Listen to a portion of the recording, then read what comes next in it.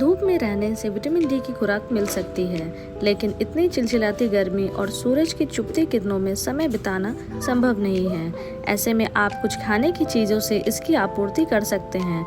आइए आपको बताते हैं कि विटामिन डी क्या है और हमारे शरीर के लिए ये क्यों ज़रूरी है। विटामिन डी एक वसा में घुलनशील विटामिन है जो शरीर के लिए आवश्यक है और हड्डियों को मजबूत बनाने, प्रतिरक्षा प्रणाली का समर्थन करने और मांसपेशियों को स्वस्थ बनाए रखने में महत्वपूर्ण भूमिका निभाता है।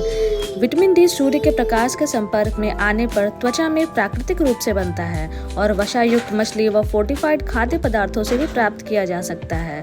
यह शरीर को कैल्शियम और फास्फोरस को अवशोषित करने में मदद करता है, जो हड्डियों को मजबूत और स्वस्थ बनाने के लिए आवश्यक है।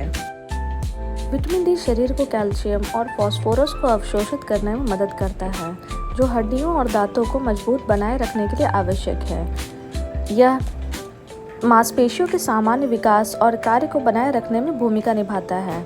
इससे प्रतिरक्षण प्रणाली को मजबूत करने में सहायता मिलती है और यह शरीर द्वारा एक हार्मोन के रूप में भी निर्मित होता है। अब आप जान गए होंगे कि विटामिन डी हमारे शरीर के लिए क्यों ज़रूरी है।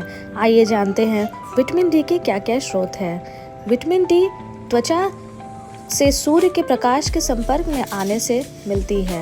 यह वसायुक्त मछली जैसे सैल्मन, अंडे की जर्दी, मशरूम और फोर्टिफाइड भोजन जैसे दूध, संतरे का रस आदि से भी प्राप्त किया जा सकता है।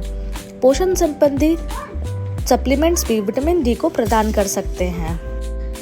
विटामिन डी की कमी हमारे धूप के संपर्क में न आने व कुछ खाद्य पदार्थों को न खाने के कारण होती है। विटामिन डी की कमी के कारण हमारे शरीर में थकान, अवसाद, मांसपेशियों में दर्द व कमजोरी, हड्डियों के रोग जैसे बच्चों में रिकेट्स और वयस्कों में ऑस्टियोमैलेशिया जैसे हो सकते हैं। विटामिन डी की कमी के कारण हमारे बाल भी झड़ते हैं।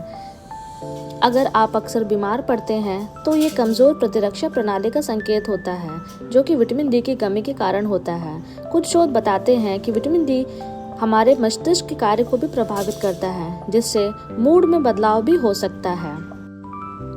यदि आप इन लक्षणों का अनुभव करते हैं तो अपने डॉक्टर से मिलें और विटामिन डी स्तर के रक्त परीक्षण के लिए कहें।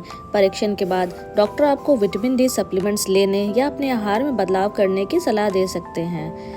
आशा करती हूँ आपको यह वीडियो ज्ञानवर्धक लगी होगी। ऐसे ही ज्ञानवर्धक जानकारी के लिए हमारे चैनल को सब्सक्राइब करें। Thank you.